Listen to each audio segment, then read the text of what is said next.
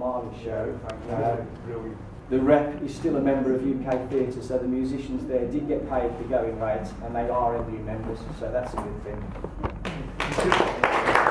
Staff reducing the schools week, for example, closing schools at lunchtime, running a 4-day week, and finishing schools at noon on a Friday, so teaching staff can spend the rest of the day doing their lesson plans, thus saving some schools in excess of 100k a year. 3 weeks ago, at another talk I gave, I couldn't provide any evidence-based examples of any of these cuts. But since then, Celio Trust School in Birmingham has written to parents telling them that the school day will be shortened from September this year as a money-saving exercise because of the school cuts.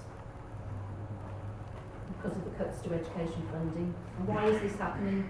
It's not just the reduction in the funding formula brought on by the National Funding Formula, it's the national insurance contributions, it's the pensions deficit, it's the apprenticeship levy, it's the dramatic reduction in the education services grants, the ESG, and then to top it all off, it's the funding cuts.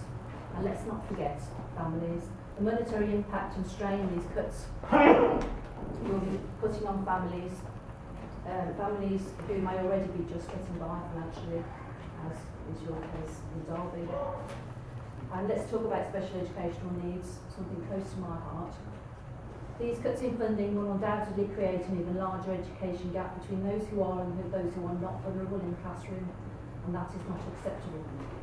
The work I do through Birmingham Mums has brought to light evidence that children are leaving school with significant mental health issues. Children are leaving school to be homeschooled because they can no longer cope as there is little to no support available for their educational needs. On top of this, schools are now having to decide which services they should now cut to save money, such as mentoring and counselling and educational psychology, speech therapy, and now in Birmingham again, Celio Trust, a specialist learning college for students with special educational needs, cutting down hours to save money because of the funding cuts. In the west of England, we've had our counsellors' hours cut despite suicide attempts. And most significantly, there's no help outside of school for these children.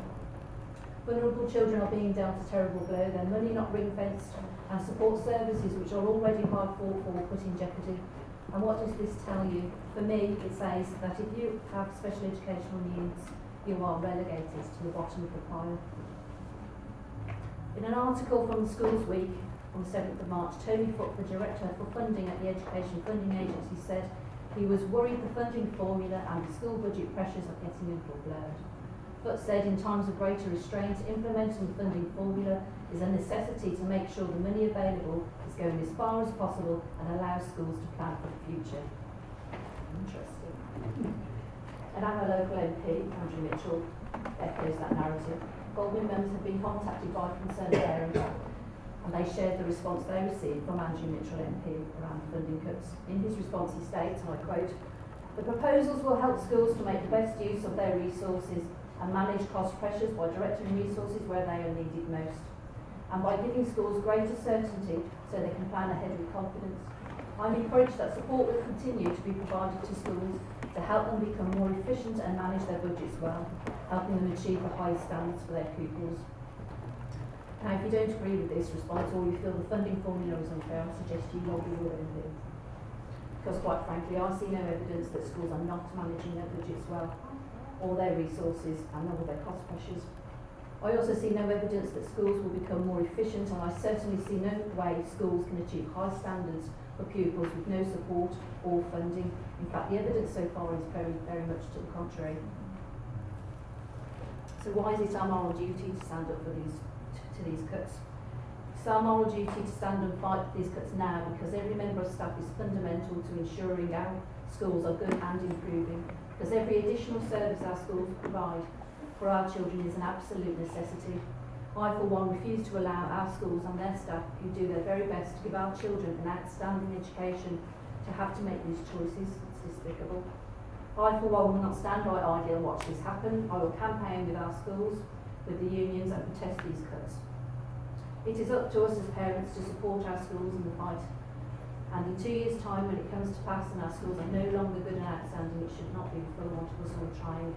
And these are examples from across the country of what schools are having to do already. It should have just been wrong.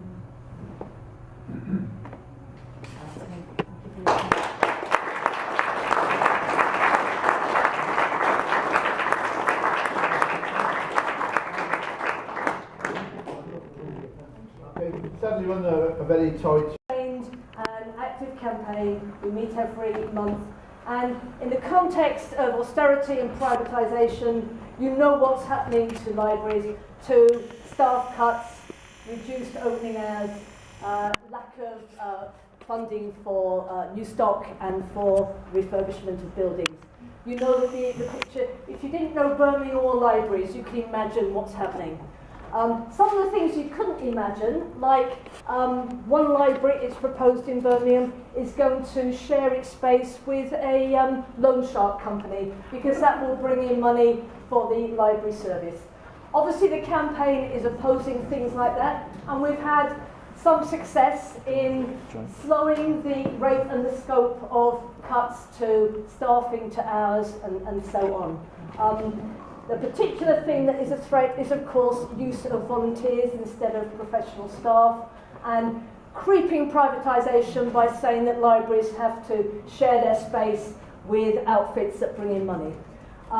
We have had some success. The fact that the Library of Birmingham is not privatised, the fact that some of the cuts to staffing and to hours have been successfully seen off is good. And the latest, hot off the press, limited success, but a very real one, is in Sutton.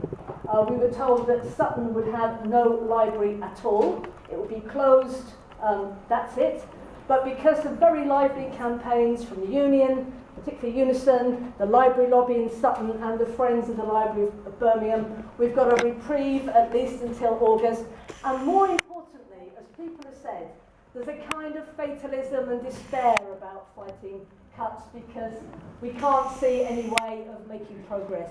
But when you look at the new life that has come into the campaign in Sutton and other campaigns, people who've never seen themselves as activists, this is a basis on which we can, not in libraries alone, but elsewhere, really begin to put our heads above the parapet, because if other people have said, once it's gone forever. So in the spirit of fearless Jodie Jones, a very good comrade and colleague in the library campaign, we need to carry on fighting.